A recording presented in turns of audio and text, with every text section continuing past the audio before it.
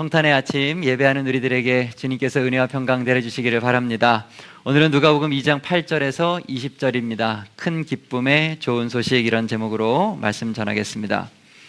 성령으로 잉태되신 예수 그리스도, 하나님의 아들, 그분은 초라한 마구간에서 태어나셨습니다. 그래서 하나님은 그 일을 천사를 통해서 사람들에게 알리셨어요. 하지만 모든 사람이 온 세상에 한꺼번에 알도록 하신 것은 아닙니다. 당시에 천하고 소외받았던 사람들, 목자들에게 가장 먼저 그 소식을 알리셨어요. 밤에 밖에서 양떼를 치고 있던 이 목자들에게 주님의 천사가 영광 가운데 나타나셨습니다.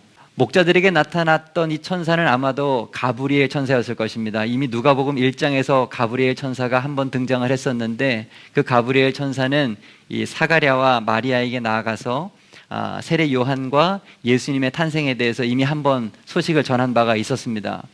오늘 본문의 천사도 똑같은 소식을 전했던 것으로 봐서 이 천사도 가브리엘 천사였을 가능성이 매우 높죠.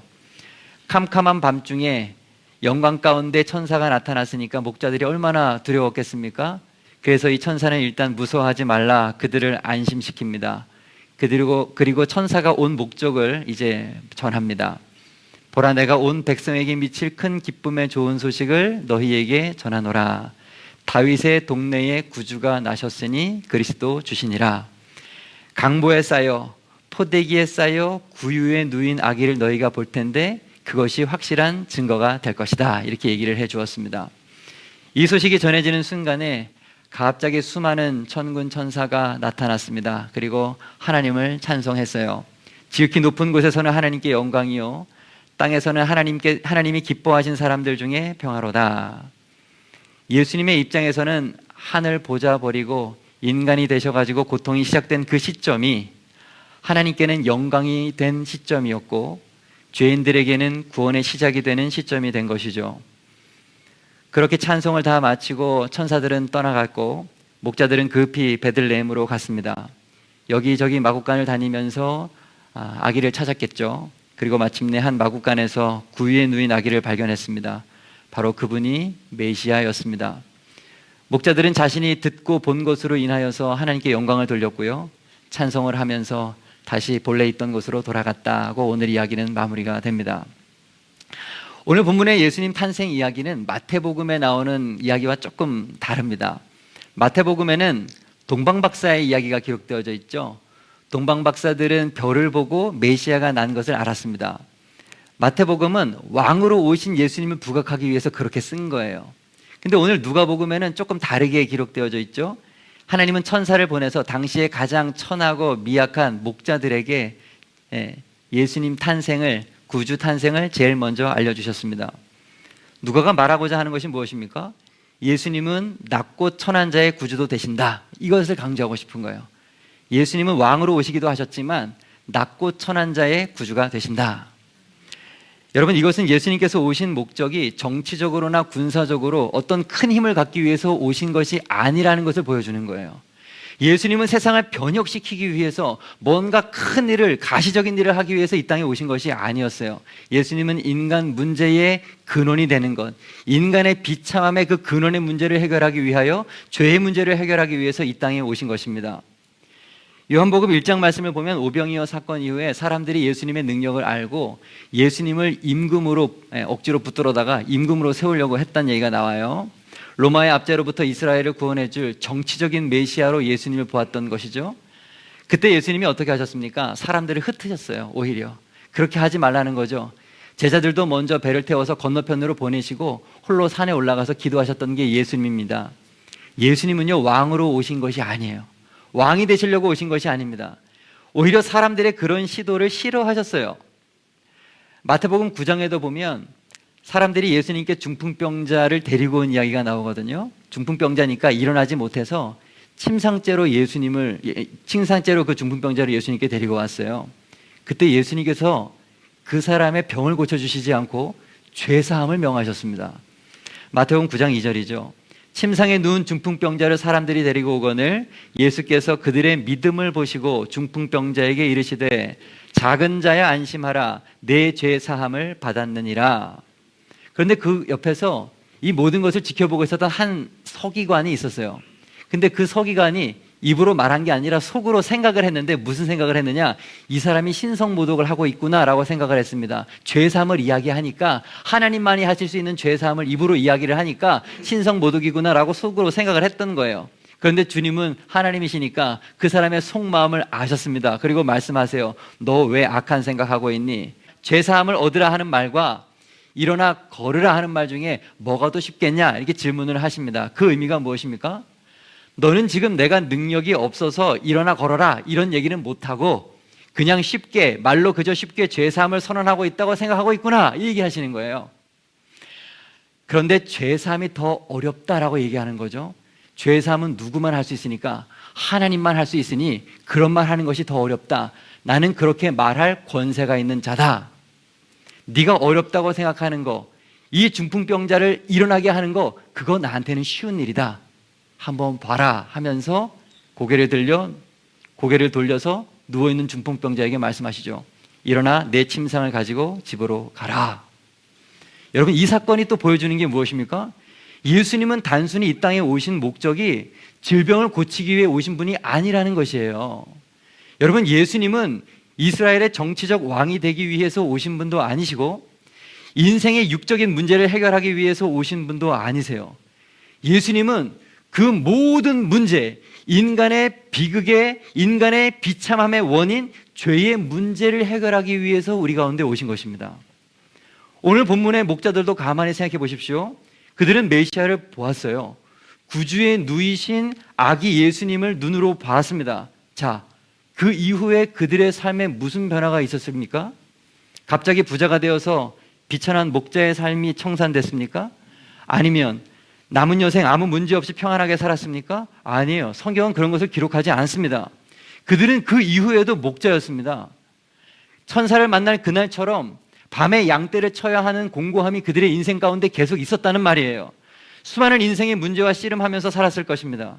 그렇다면 목자가 구유에 놓인 아기 예수를 보고 얻은 유익은 도대체 무엇이겠습니까? 죄 사함을 얻고 그 영혼이 구원을 얻은 것입니다. 에베소서 1장 7절, 우리는 그리스도 안에서 그의 은혜의 풍성함을 따라 그의 피로 말미암아 속량 곧 죄사함을 받았느니라. 골로새서 1장 14절, 그 아들 안에서 우리가 속량 곧 죄사함을 얻었도다. 여러분, 본문에서 천사들이 예수님 나신 것을 왜 온 백성에게 미칠 큰 기쁨의 좋은 소식이라고 했습니까? 우리가 성탄절을 맞아서 기뻐하는 게 도대체 이유가 무엇입니까? 그토록 예수님 오시는 것을 기다렸던 이유가 무엇입니까? 예수님께서 내 죄를 사하시고 내 영혼을 구원하셨기 때문인 거예요. 비천한 인간의 몸을 입고 이 땅에 오셔서 고난당하시고 십자가에서 피 흘려 죽으심으로 우리의 죄를 사하시고 새 생명을 주셨습니다. 그렇기 때문에 우리는 이 성탄절에 기뻐하는 것입니다. 그런데 사람들은 성탄절에 자꾸 다른 생각을 해요. 성탄절에 거창한 것을 이야기합니다. 고상하게 세상에 평화가 임하고 전쟁이 그치고 서로 용서하고 사랑해야 된다는 이야기를 합니다. 물론 그것이 틀린 것은 아니에요. 그러나 그것은 나중에 이야기 되어져야 될 거예요. 그것을 먼저 이야기하면 안 돼요. 복음의 본질은 세계 평화가 아닙니다. 안정된 나라도 아니고요. 교회의 외적인 성장도 아닙니다. 문제없는 가정과 개인이 되는 것도 아닙니다. 복음의 본질은 죄사함을 얻고 내 영혼이 구원을 얻는 것입니다. 예수님께서 오셔서 이스라엘을 로마로부터 해방시켜주지 않으셨다는 것을 잊지 마세요. 예수님께서 오셔서 병들을 고치셨지만 질병 없는 이스라엘을 만들어주신 것도 아닙니다. 예수님을 믿는 사람들마다 만사형통 문제없는 인생으로 만들어주신 것도 아니죠. 예수님의 제자만 봐도 요한을 제외하고 모든 제자들이 다 순교했습니다. 예수님께서 초림하셨던 이유는, 초림의 목적은 개인의 영혼 구원, 곧 죄사함입니다. 그런데 우리는 자꾸 초점을 다른 데 맞춰요. 자꾸 눈에 보이는 현상, 환경의 변화만을 기대합니다. 그러나 예수님은 그 모든 문제의 근원이 되는 죄의 문제를 해결하고 오신 것입니다. 그래서 여러분 잘 생각해 보십시오. 예수님을 믿은 후에도 별로 세상 사는 게 바뀌지 않는 경우가 많아요. 다시, 예수님을 믿은 후에도 세상 사는 게 별로 달라지지 않는 것이 많아요. 여전히 먹고 사는 게 힘들고 자식은 말썽을 그대로 부리고 삶이 고단함도 변함이 없습니다. 그래서 사도 바울이 이런 고백을 해요. 우리가 사방으로 우겨쌈을 당하여도 쌓이지 아니하며 답답한 일을 당하여도 낙심하지 아니하며 박해를 받아도 버림받지 아니하며 거꾸로 뜨림을 당하여도 망하지 아니하고 우리가 항상 예수의 죽음을 몸에 짊어짐은 예수의 생명이 또한 우리 몸에 나타나게 하려 함이라. 우리 살아있는 자가 항상 예수를 위하여 죽음에 넘겨짐은 예수의 생명이 또한 우리 죽을 육체에 나타나게 하려 함이라. 그런즉 사망은 우리 안에서 역사하고 생명은 너희 안에서 역사하느니라. 우리가 신앙생활을 한다 하더라도 예수님께서 당하셨던 고난과 동일한 고난을 우리가 당할 수도 있다고 이야기하고 있는 것입니다. 사방으로 우겨쌈을 당할 수 있는 거예요. 답답한 일을 당할 수도 있는 것입니다. 박해를 받을 때도 있고 거꾸로 뜨림을 당할 때도 있는 것입니다. 예수님이 오셨지만 세상은 변하지 않았어요. 예수님 믿는 사람이 많아지기는 하는데 세상 자체는 변하지 않았습니다. 여전히 세상은 악하고 앞으로도 계속 악할 거예요. 믿는 사람이 대통령이 돼도 나라가 바뀌지 않습니다.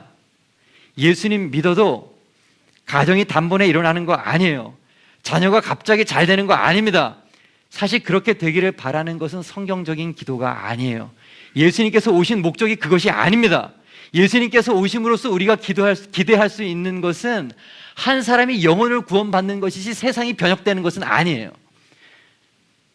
제가 아주 오늘 중요한 이야기를 하는 것입니다. 예수님을 믿으면서 우리가 기대하는 것은 내 영혼 속에 죄사함이 일어나고 내 영혼을 구원을 얻는 것이지 세상에 무언가 큰 변혁이 일어나는 것은 아니에요.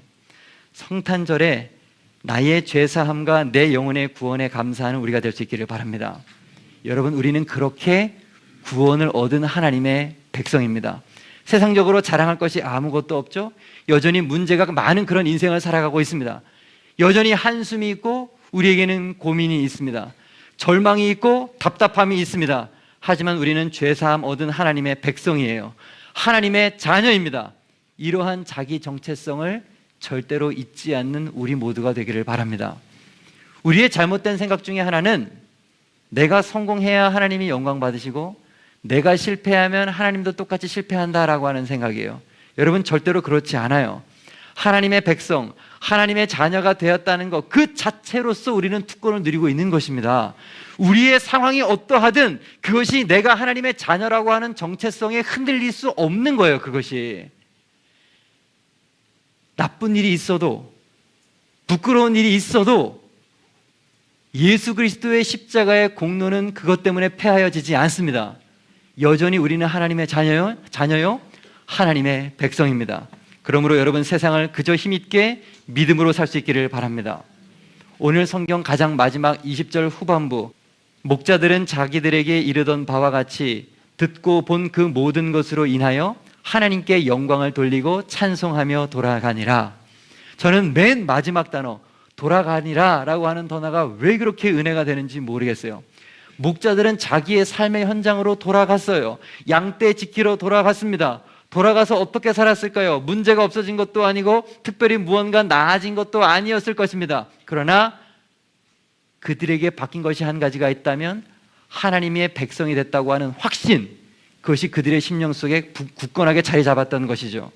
하나님 나라 백성이라고 하는 정체성을 굳건히 붙잡고 그들은 그 이후의 삶을 살았을 것입니다. 그것이 신앙생활이에요.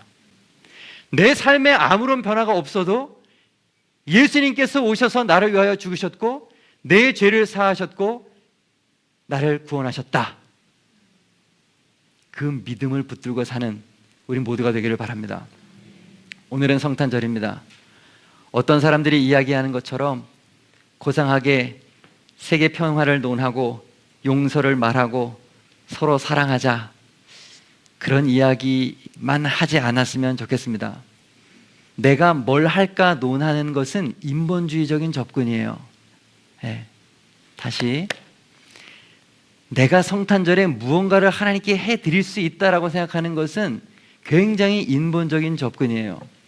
성탄절은 예수님께서 우리의 인생의 근본적인 문제를 해결하기 위해서 오신 날이에요.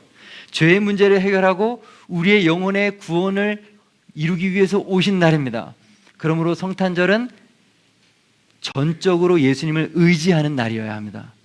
우리의 모든 가능성을 내려놓고 그분을 붙잡는 날, 오늘 성탄절이 그런 날이 될 수 있기를 간절히 바랍니다. 일평생 구유에 누이신 아기 예수님을 경배하는 우리 모두가 되기를 바랍니다. 말씀 정리하겠습니다.